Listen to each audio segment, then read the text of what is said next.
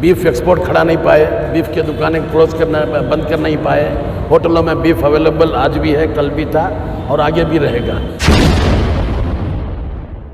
हमारे मसाजिद को भी जाके साउंड सिस्टम में भी साजिश के तहत इसकी भी शुरुआत हुई है।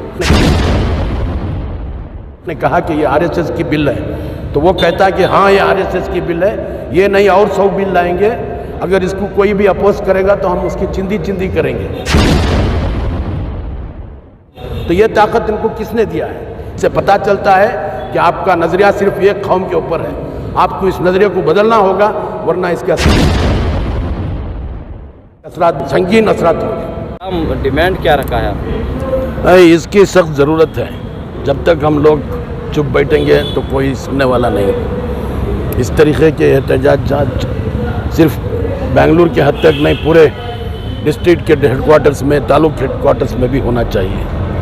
मैं समझता हूँ मेरी जो सोच है, ये संघ परिवार के लोग, उन्होंने पहले जो कोशिश की, एक एंटी स्लॉटर हाउस बिल ला कर कोशिश की, फिर त्रिबत तलाक, इसमें देखा गया कि उनको मतलब जिस तरीके का वो सोच रहे थे उतना फ़ायदा नहीं मिला, क्योंकि वो ये बीफ एक्सपोर्ट खड़ा नहीं पाए, बीफ की दुकानें बंद कर नहीं पाए।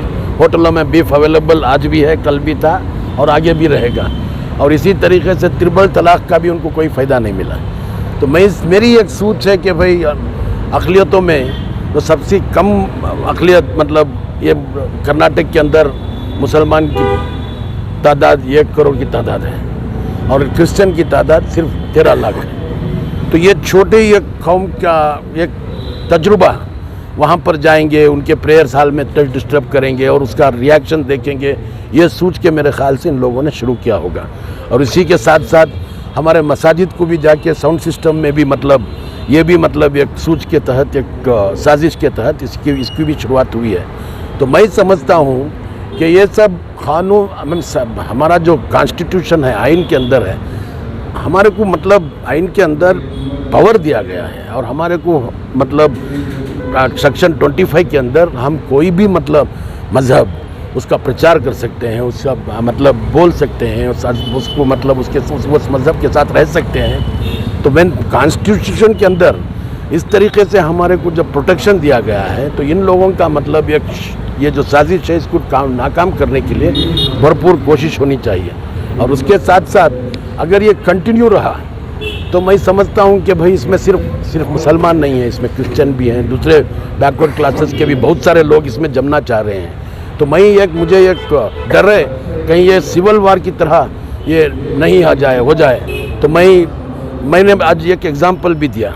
ये एक मिनिस्टर हाउस के अंदर खड़ के बोलता है कि जब सिद्धरामैया ने ये एंटी कन्वर्शन बिल को अपोज किया, तो हाउस के अंदर खड़ के बोलता, सिद्धरामैया ने कहा कि ये आरएसएस की बिल है, तो वो कहता है कि हाँ ये आरएसएस की बिल है, ये नहीं और 100 बिल लाएंगे, अगर इसको कोई भी अपोज करेगा तो हम उसकी चिंदी करेंगे। तो ये ताकत इनको किसने दिया है? जब आप हल्फ लेते हैं, वोट लेते हैं मिनिस्टर बनने का, उस वक्त आप प्रॉमिस करते हैं कि भाई इस राज्य के जितने लोगों के साथ इंसाफ करेंगे, इनकी प्रोटेक्शन करेंगे, इनकी सिक्योरिटी देंगे, ये देकर आप हल्फ लेते हो और आपके हाउस के अंदर खड़ के बोलते हो हम चिंदी करेंगे। तो इस तरीके की जो बात हो रही है, इसको रुकवाना होगा और इसको ख़त्म करना होगा।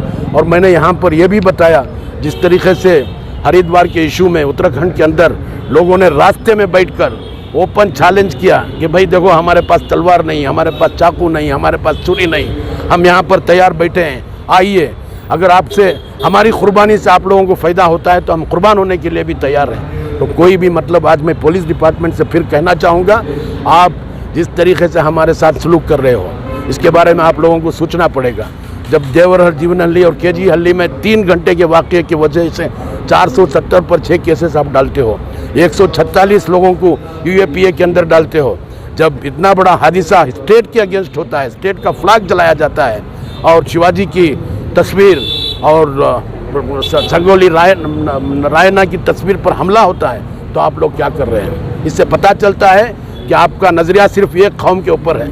आपको इस नज़रिए को बदलना होगा, वरना इसके असरात बहुत संगीन असरात होंगे।